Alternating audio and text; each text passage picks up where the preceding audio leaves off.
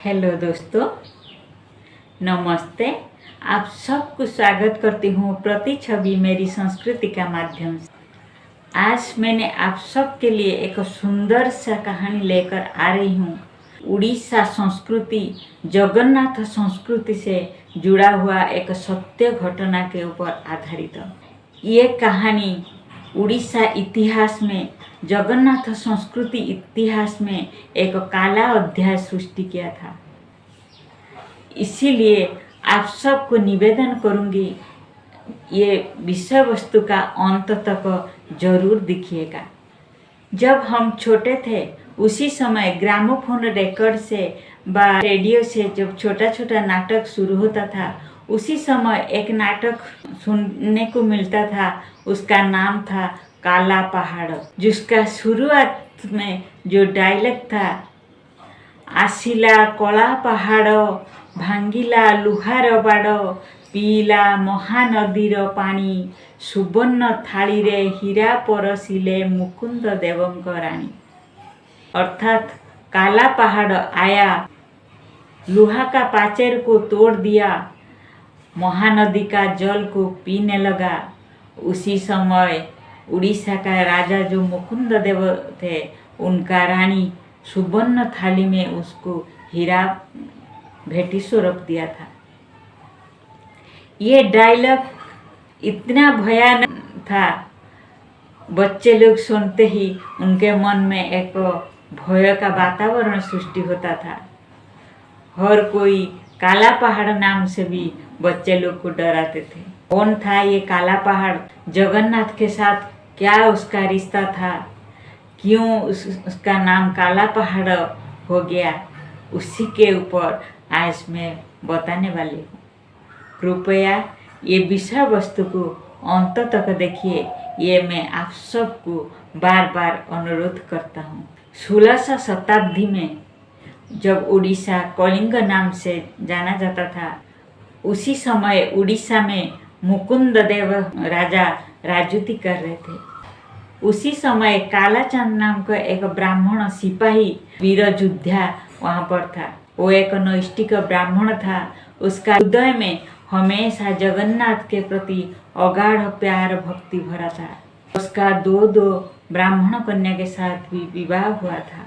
वो एक सुदक्ष वीर योद्धा भावे परिचित था। बंग में, जो कि अभी पश्चिम बंग बोला जाता है, वहाँ पर मुगल साम्राज्य था। उसी मुगल बादशाह का कन्या कालाचांद से प्यार करने लगा। कालाचांद भी उसी के प्यार से विमोहित होकर उससे शादी करने के लिए प्रस्तुत हो गया। किंतु उसी शादी में एक षड्यंत्र था। उसी शादी के दौरान कालाचांद को अपना धर्म परिवर्तन करने पड़ा। जो नैष्ठिक ब्राह्मण था, जिसका हृदय में प्रभु जगन्नाथ के लिए भक्ति श्रद्धा भरा हुआ था, उसी कालाचांद को अपना धर्म परिवर्तन करके मुगल कन्या के साथ विवाह करना पड़ा और अपने आप को मुगल होने पड़ा। शादी करके कालाचांद वहाँ पर कुछ दिन रह गया। बाद में जब वो कलिंग व उड़ीसा के लिए प्रत्यावर्तन किया, उसी समय उसका समाज उसको ग्रहण करने के लिए मना कर दिया। अपना समाज तो ग्रहण नहीं किया। जो उनका दो पत्नी थे, जो पत्नी को वो बेहद प्यार भी करता था, उनके साथ भी उनको मिलने को नहीं दिया गया। इसी से कालाचांद अत्यंत क्रोध से जर्जरित हो गया और न्याय मांगने के लिए जगन्नाथ के पास चला। वहाँ पर जाकर पूरी मंदिर ब्राह्मण समाज के पास उसका बात रखा और न्याय के आशा में 3 दिन तक मंदिर के सामने बैठा रहा, किंतु उसका फल कुछ नहीं मिला।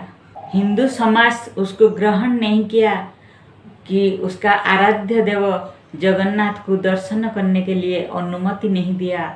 उसको मंदिर के अंदर प्रवेश करने के लिए अनुमति नहीं मिला। ये बात कालाचांद को अत्यंत क्षुब्ध किया। उन्होंने गुस्सा से जर्जरित हो गया। उसी गुस्सा से जर्जरित होकर उन्होंने हिंदू धर्म को नफरत करने लगा और काला चांद से काला पहाड़ बन गया। उसका संकल्प था समस्त हिंदू देवादेवी, समस्त हिंदू मंदिरों को संपूर्ण नष्ट कर देगा। उड़ीसा का राजाधिराज, उड़ीसा का गौरव भगवान जगन्नाथ को संपूर्ण भाव नष्ट कर देना उसका पहला ही लक्ष्य था। इसीलिए उन्होंने बार बार जगन्नाथ मंदिर को नष्ट करने के लिए, बार बार भगवान जगन्नाथ को नष्ट करने के लिए प्रयास किया। वो प्रयास उसका सफल नहीं हुआ। तब उन्होंने अनेक हिंदू देवादेवी, अनेक हिंदू मंदिरों को नष्ट भ्रष्ट करके छाड़ कर दिया था।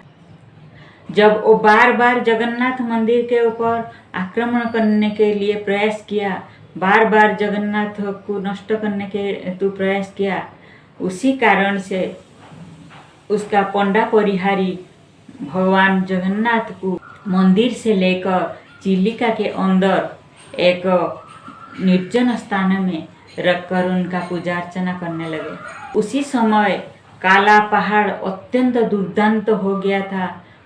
किसी भी सूत्र से उसको पता चल गया भगवान जगन्नाथ को पुरी से अनति दूर चिलिका के अंदर एक स्थान में छुपा कर पूजा अर्चना करा जा रहा है। जब वो संदेश उसको मिल गया, एक दिन वो मुगल सैन्य सामंत के साथ उसी स्थान में पहुंच गया। उसके सामने खड़ा होकर रुकने के लिए किसी के पास साहस नहीं था, क्योंकि वो था भयंकर काला पहाड़। काला पहाड़ को रोकने की क्षमता किसी के पास नहीं था। उन्होंने हाथी पीठी में जगन्नाथ को बैठाकर बंग अभिमुखे यात्रा करने शुरू कर दिया। आगे आगे मुगल सैनिक, पीछे पीछे मुगल सैनिक, बीच में काला पहाड़ तीनों भगवान को साथ में लेकर जा रहा था। उसी समय वहीं का एक व्यक्ति एक मृदंग अपने कांधे में लेकर उनके पीछे पीछे चलने लगा था, जो कि उड़ीसा का संस्कृति, उड़ीसा का राजाधिराज प्रभु जगन्नाथ को उसी काला पहाड़ के हाथ से मुक्त कर फिर उड़ीसा का गौरव को वापस करने में सहायक हुआ था। वो व्यक्ति था बिसर महांती। कौन था ये बिसर महांती? कैसे काला पहाड़ जैसे दुर्दांत से भगवान को उद्धार करके फिर उड़ीसा लेकर आ गया, उसी का कहानी मैं परवर्ती अध्याय में जरूर आलोचना करने वाली हूँ।